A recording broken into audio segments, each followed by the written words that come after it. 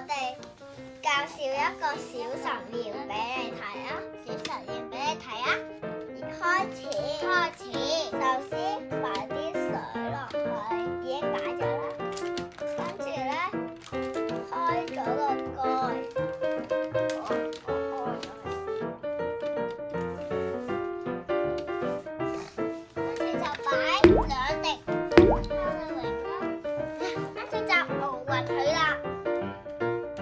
我睇下點樣熬先，係咁樣熬喎。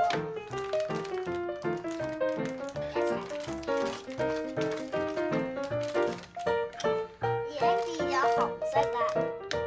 係喎。跟住而家先插支筆先。睇下會點先。我跌水啦，我哋指一指先。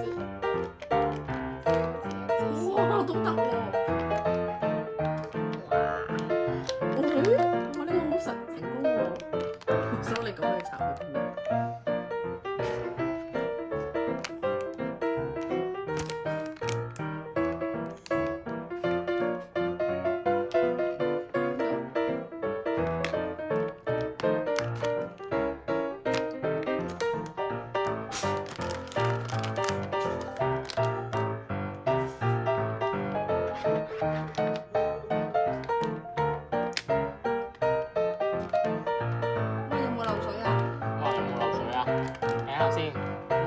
插咗咁多支都冇漏水嘅，向上插向下插，佢打斜插多。已經切咗幾十次。係咪有一支要穿落去啊？試下一支。穿落下邊個底係咪啊？係咯。係咪穿下邊最底啊？試下。呢個位有冇先？冇晒位喎。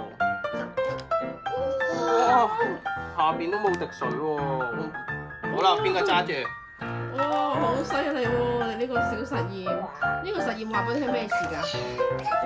啲膠係做咩㗎？膠係我嚟做，係我嚟插咗落去點啊？插咗落去，插咗落去睇，跟住咧都唔會漏。都唔會漏水啲啊！膠有啲咩特性咧？膠有